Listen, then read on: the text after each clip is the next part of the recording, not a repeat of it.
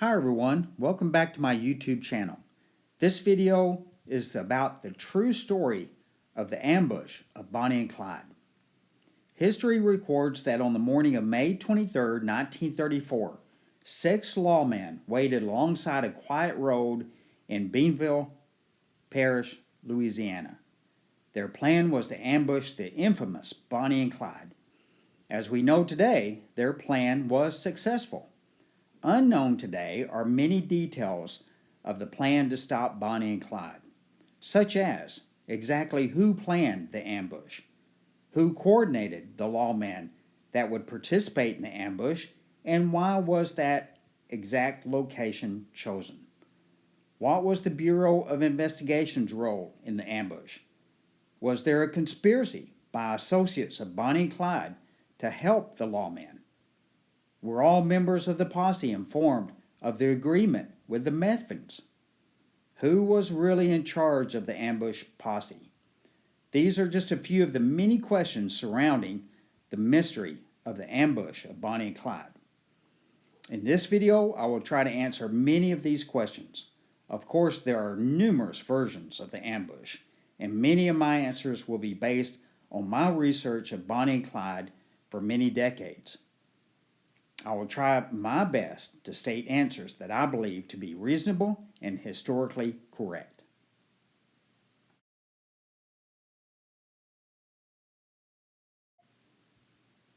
Two extremely important events led to the plans to ambush Bonnie and Clyde. The first event occurred on January 16, 1934. On that date, Clyde Barrow planned a revenge attack on the Eastham prison farm, primarily to free a couple of his known associates. Clyde was successful in helping 5 convicts escape that morning, including 22-year-old Henry Methvin. During the escape, one prison guard was killed and another seriously wounded. Lee Simmons, manager of the Texas prison system, was furious about the escape and the killing. Simmons wanted justice, if not revenge. With the cooperation of the Texas Governor Miriam A. Ferguson, Simmons soon contacted retired Texas Ranger Captain Frank Hamer.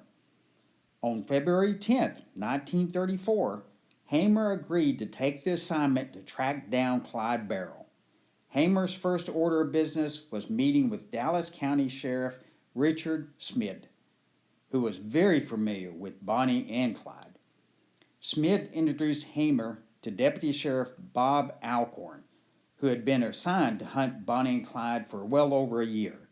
Hamer and Alcorn developed a professional and respected relationship. Soon, then recently appointed Dallas Deputy Ted Hinton would join Alcorn. Hamer wanted to find out everything he could about Clyde. He tried to investigate all of the sightings of Bonnie and Clyde that he possibly could. The next important event that eventually led to the ambush occurred on April 1, 1934, Easter Sunday. On Dove Road, near the intersection of Highway 114, what is now South Lake, Texas, Clyde, Bonnie, and Henry Methvin parked their car on a small dirt road. They had parked on a high spot in the road so that they could see if any cars were coming in either direction. As the 3 bandits were relaxing, 3 Texas Highway Patrol motorcycle officers were traveling on Highway 114. Apparently, 2 of the officers observed the car parked on the hill.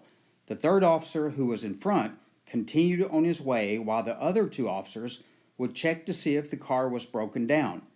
The officers had no idea that the infamous outlaws were in the car. The result of this chance meeting was 2 Texas Highway patrolmen were killed. Bonnie would be one that was titled a cold-blooded killer, and a witness observed her deliver one last shotgun blast to an officer's head while he was laying on the ground.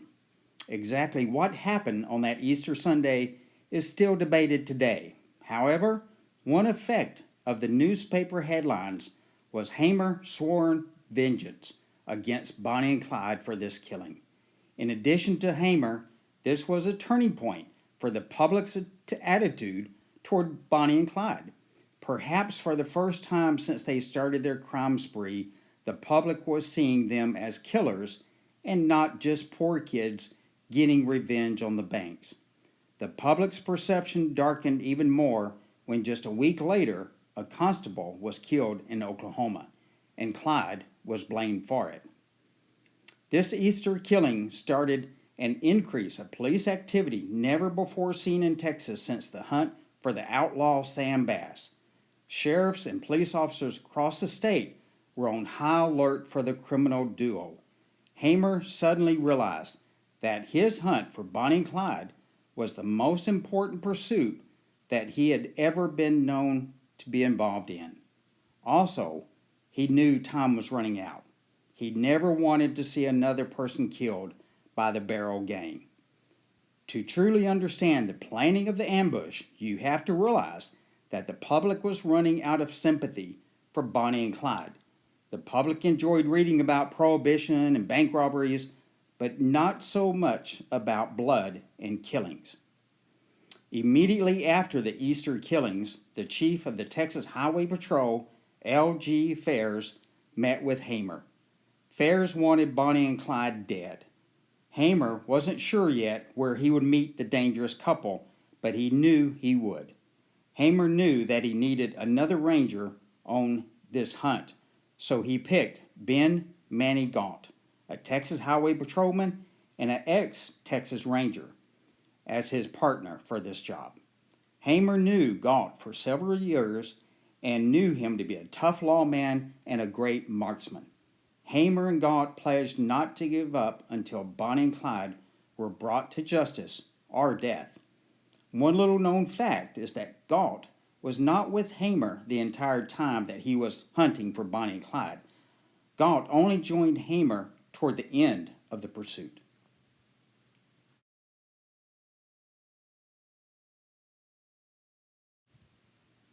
Hamer was not the only lawman that increased the intensity of the pursuit of Bonnie and Clyde.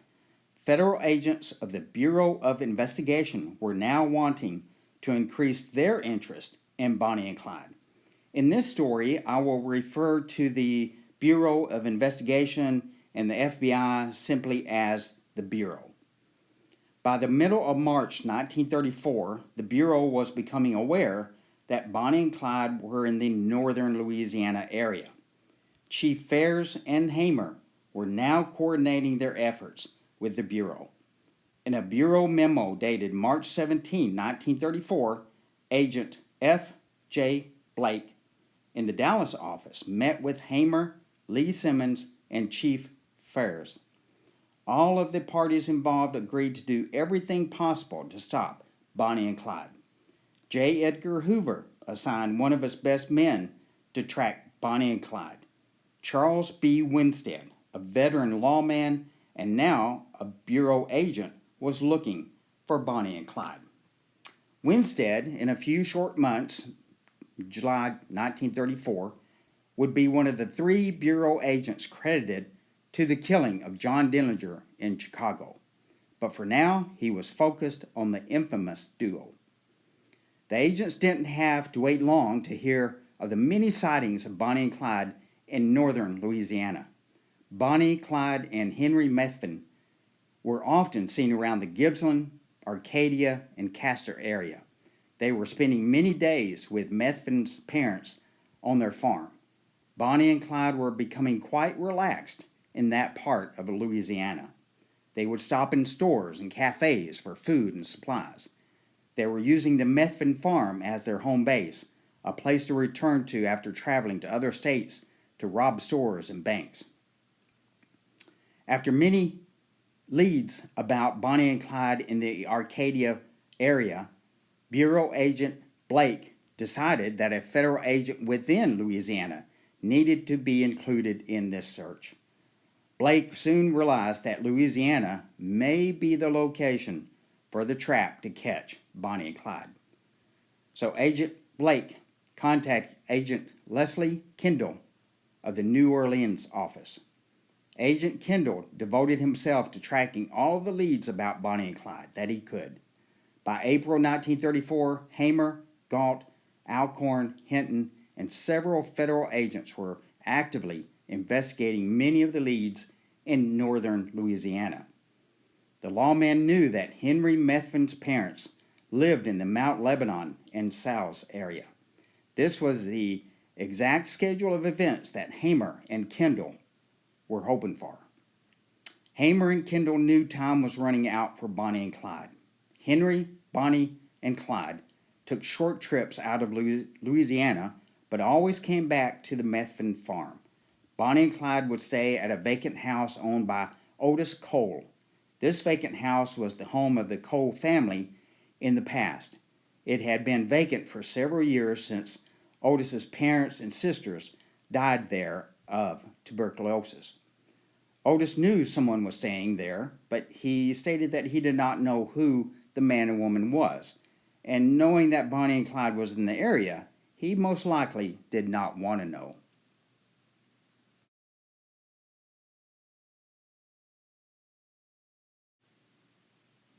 In April 1934, a major break came for Hamer and Kendall.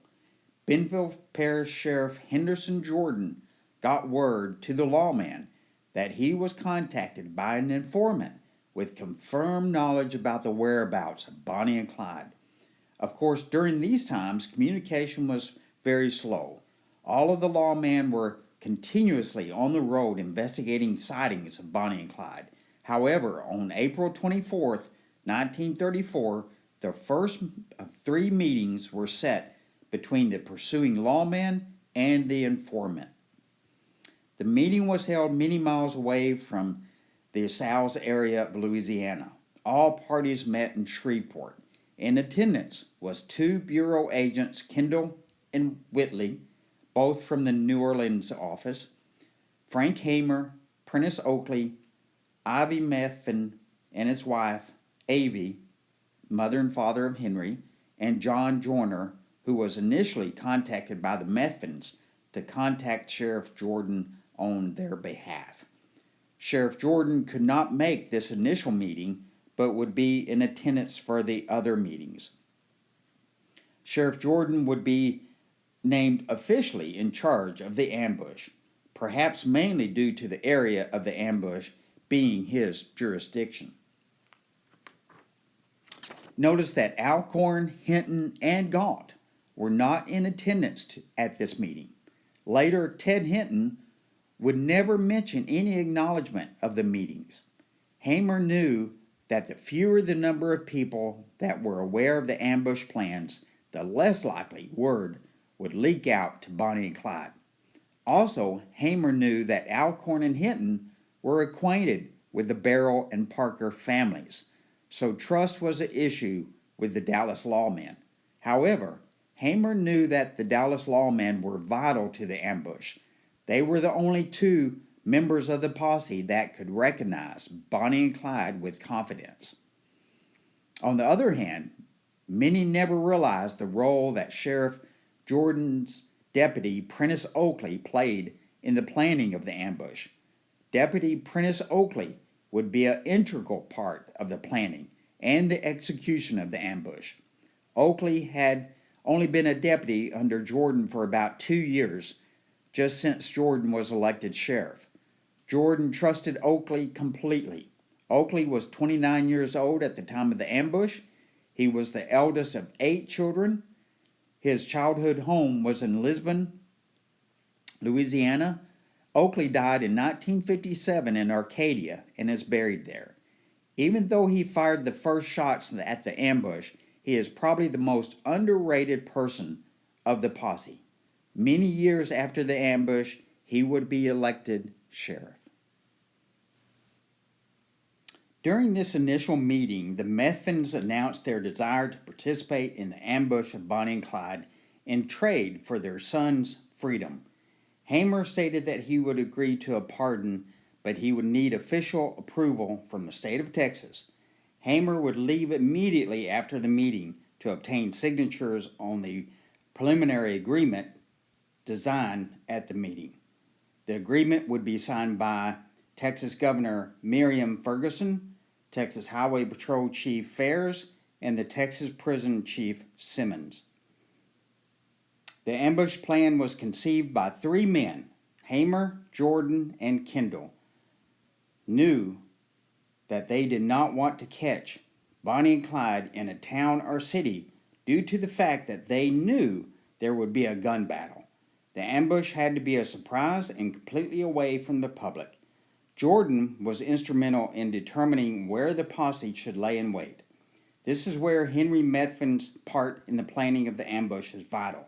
Henry agreed to go with Bonnie and Clyde to a larger city such as Shreveport and get separated from the pair, thinking Bonnie and Clyde would get tired of searching for him. Then they would eventually return to the Methvin farm to reunite there. The posse would lay in wait for Bonnie and Clyde to return. There was only one main road that Clyde would drive to the farm. The posse would hide close to the top of the hill in the tall grass alongside of the road. This location would give the posse a few minutes to identify the car that Bonnie and Clyde were recently driving. Also, it was planned that Ivy would bring his truck to the ambush site and disable it. This would give Clyde a reason to slow his driving, giving the posse enough time to verify their identity. The truck plan was planned later in the meetings, possibly the very last meeting. The second meeting would consist of Hamer and Kendall back in Shreveport. By this time, Hamer had the agreement signed by all officials.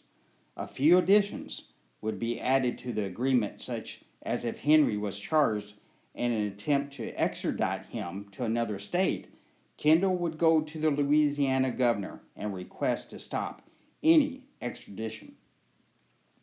Just a couple of weeks later, there was a third meeting, including Ivy and Avy Methvin. Of course, during the time of the meetings, Henry was away with Bonnie and Clyde. Henry didn't return to his parents' house until May 21st. Then they told him of the finalized agreement with the state of Texas for his pardon. Henry told them, along with Bonnie and Clyde, they were planning a trip to the Black Lake area and then possibly Shreveport. Henry told them that he would slip away from them probably in Shreveport on May 22nd.